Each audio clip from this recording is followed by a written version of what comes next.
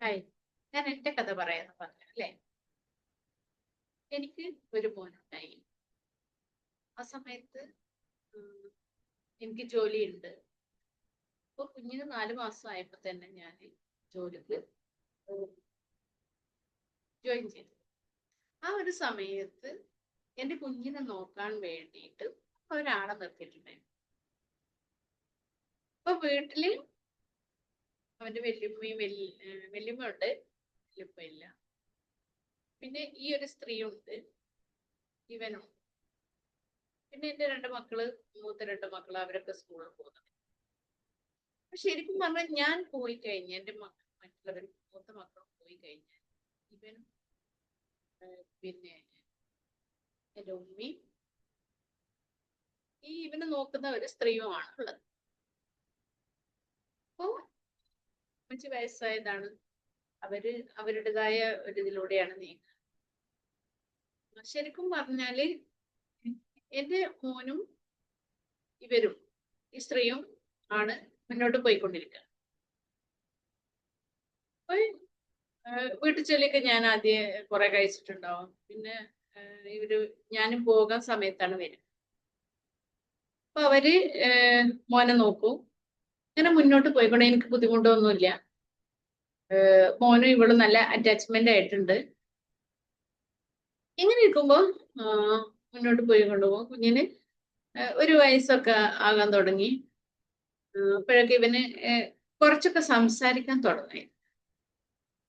അങ്ങനെ ഇരിക്കുമ്പോഴാണ് ഹസ്ബൻഡ് പുറത്താണ്. അപ്പൊ അവിടുന്ന് ഒരു ടാബ് കൊടുത്തു. ഈ ടാബ് കൊടുത്തു വിട്ടപ്പോ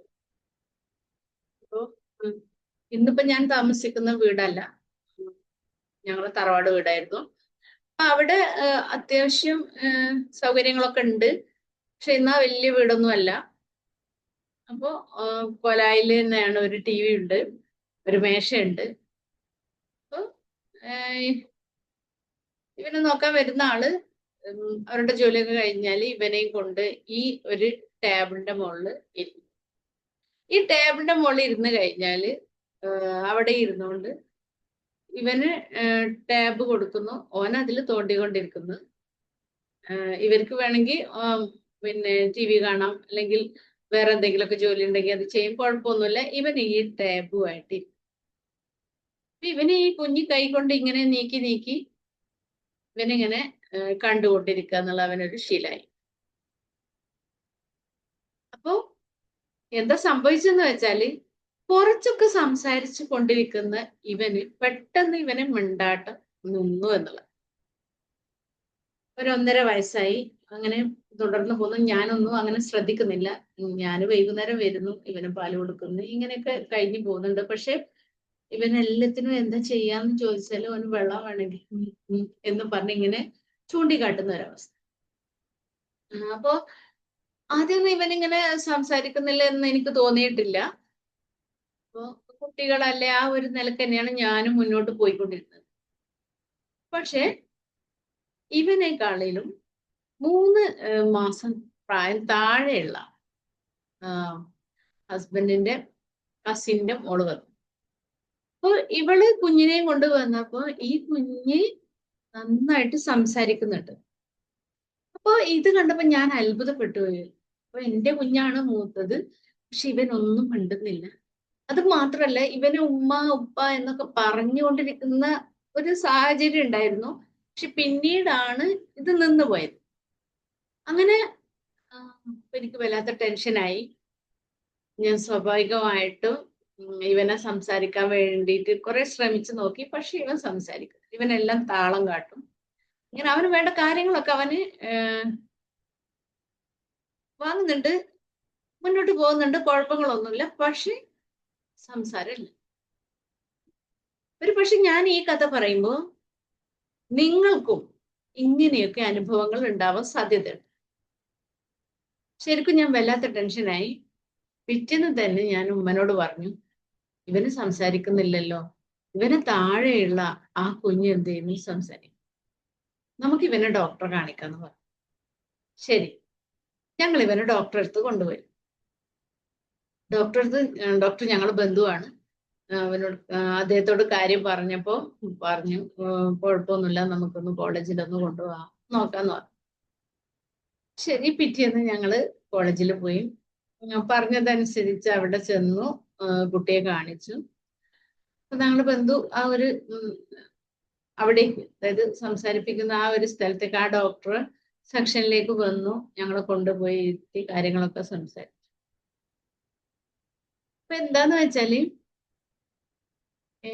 അവര് കണ്ടെത്തിയൊരു കാര്യം, ഇവൻ സംസാരിക്കുന്നതിന് പ്രശ്നമൊന്നുമില്ല. അപ്പൊ ചെവി ടെസ്റ്റ് ചെയ്തു, ഇതിനൊന്നും കുഴപ്പമൊന്നുമില്ല, കേൾവി ഉണ്ട്, അങ്ങനത്തെ പ്രശ്നങ്ങളൊന്നുമില്ല. പക്ഷെ എന്തുകൊണ്ട് ഇവൻ സംസാരിക്കുന്നില്ല? ഇവൻ സംസാരിക്കാത്തതിന്റെ കാരണം ഇവനോട് സംസാരിക്കുന്നില്ല എന്നുള്ളതാണ്. നമ്മൾ ഇവനോട് കൂടുതലൊന്നും സംസാരിക്കുന്നില്ല. കാരണം ഇവൻ എപ്പോഴും ഈ ടാബും വെച്ചിരിക്കുകയാണ്, അതിൽ ഇവൻ തോണ്ടിക്കൊണ്ടിരിക്കുകയാണ്. അവന് അതാണ് അവന്റെ ലോകം. കാരണം ഞാൻ പോവും, പിന്നെ നോക്കുന്ന ആളെന്ന് പറഞ്ഞാല് അവർക്കും സുഖമാണ്. ഇവര് എന്ത് ചെയ്യുന്നു, ഇവന് മൊബൈലില് കളിക്കുന്നു, സോറി ടാബില് കളിക്കുന്നു, പ്രശ്നമൊന്നുമില്ല. ഭക്ഷണം കൊടുത്താൽ കഴിക്കുന്നുണ്ട്. ശരിക്കും എന്താ പറയുക, ഇവൻ ഈ ഒരു ടേബിളായി പോയി എന്നുള്ളത്. അത് കാരണമാണ് സംസാരിക്കാതായിപ്പോയി. പക്ഷെ ഇവന് അത്യാവശ്യമാണെന്ന് തോന്നിയാൽ ഇവൻ സംസാരിക്കും. അങ്ങനെ സംസാരിക്കാത്ത ഇവനെ ഞാൻ കോളേജിൽ കൊണ്ടുപോയപ്പോ ഇവന്റെ പാമ്പേഴ്സില് ഇവന്റെ മോശം പോയി, അവൻ അപ്പിട്ടു. അപ്പൊ ഈ ഒരു സമയത്ത് അവൻ എന്നെ വിളിച്ചിട്ട് എന്നെ തോണ്ടിയിട്ട് അവൻ പറഞ്ഞു, മനസ്സിലായോ? ഇത് ഞാൻ പറയുന്നത് കുട്ടികൾക്ക് ആവശ്യമാണെങ്കിൽ സംസാരിക്കും. അപ്പൊ ഈ കാര്യം ഞാൻ ഡോക്ടറോട് പറഞ്ഞു, അവൻ ഇങ്ങനെ സംസാരിച്ചു. ഡോക്ടർ പറഞ്ഞൊരു വാക്കുണ്ട്, അവൻ ആവശ്യമാണെങ്കിൽ, അവൻ ആവശ്യമാണെന്ന് തോന്നിയെങ്കിൽ, അവൻ അത്യാവശ്യമാണ് എന്ന് അവന് തോന്നിയ അവന് സംസാരിക്കും. അവന് സംസാരിക്കുന്നതിന് ഒരു കുഴപ്പമില്ല. പക്ഷെ അവൻ ഈ ടാബിലായി പോയത് കൊണ്ട്, അവനോട് സംസാരിക്കാത്തത് കൊണ്ടാണ് അവൻ സംസാരിക്കാതെ. അപ്പൊ ഇനി നിങ്ങൾ ആലോചിച്ച് നോക്കുക, നിങ്ങളെ മക്കൾക്ക് ഇങ്ങനെ ടാബോ മൊബൈലോ കൊടുക്കുന്നുണ്ടെങ്കിൽ അവർ സംസാരിക്കാതെ ആവാൻ ഇതൊരു കാരണം. ആരെങ്കിലും അങ്ങനെ അനുഭവിക്കുന്നുണ്ടെങ്കിൽ തീർച്ചയായിട്ടും ചെയ്യേണ്ട ഒരു കാര്യം എന്ന് പറയുന്നത് ഈ സംഭവം അവരിൽ നിന്ന് മാറ്റി. പിന്നെ ഡോക്ടർ ഞങ്ങളോട് പറഞ്ഞ ഒരു കാര്യം, കുട്ടിയെ കൂട്ടത്തിലാക്കുക എന്നുള്ളതാണ്. കുട്ടികളുടെ കൂട്ടത്തിൽ അവനെ കൊണ്ടാക്കും. ഇവന് 2 മൂത്ത പെങ്ങന്മാരുണ്ട്, ചേച്ചിമാരുണ്ട്. അവര് ഇവനോട് സംസാരിക്കുന്നുണ്ട്. പക്ഷെ ഇവർക്കും പരിമിതി ഉണ്ട്. ഇവര് സ്കൂളിൽ പോകുന്ന മക്കളാണ്. അവര് നേരത്തെ പോകും. പിന്നീട് ഇവൻ ഒറ്റക്കാണ്. അപ്പോ സംഭവിച്ചത് ഇങ്ങനെയൊക്കെയാണ്. ഞങ്ങൾ അവനെ ഒരു അംഗൻവാടിയിലാണ്, തൊട്ടടുത്ത് തന്നെ ഒരു അംഗൻവാടി. അവിടെ കൊണ്ടാക്കിയതിന് ശേഷം അവൻ ചെറുതായിട്ട് സംസാരിക്കാൻ തുടങ്ങി. പിന്നീട് അവന്റെ ഉപ്പ ഗൾഫിൽ നിന്ന് വന്നു.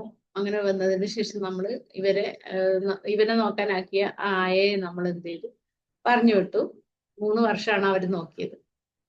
ശേഷം പിന്നെ ഹസ്ബൻഡ് ആ കാര്യം ഏറ്റെടുത്തു. ഹസ്ബൻഡ് ഇവനോട് കൂട്ടുകൂടി സംസാരിച്ച് അവൻ നന്നായി സംസാരിക്കുന്ന ഒരാളാണ്. അപ്പോ ഇതാണ് സംഭവം. ഇതിൽ നിന്ന് മനസ്സിലാക്കേണ്ട കാര്യം എന്താണ്? ഞാൻ എൻ്റെ ഈ കഥയിൽ നിന്ന് നിങ്ങൾ മനസ്സിലാക്കേണ്ട ഒരു കാര്യം, കുട്ടികൾക്ക് മൊബൈൽ കൊടുത്തു കഴിഞ്ഞാൽ തീർച്ചയായിട്ടും അവരുടെ സംസാരം അവർക്ക് പിന്നെ വേറെ ആരും സംസാരിക്കാൻ പറ്റും. അവരുടെ ലോകം ഇതായിത്തീരും. അവർക്ക് ഇത് മതിയിട്ട് ഇവര് തോണ്ടിക്കൊണ്ട് അവരുടെ സമയം കഴിച്ചു പോകും. അപ്പൊ അങ്ങനെയുള്ള ഒരവസ്ഥ നമ്മുടെ മക്കളിലേക്ക്, ഇത് കേൾക്കുന്ന നിങ്ങൾക്ക് ഒരിക്കലും ഇങ്ങനെ വരാൻ പാടില്ല.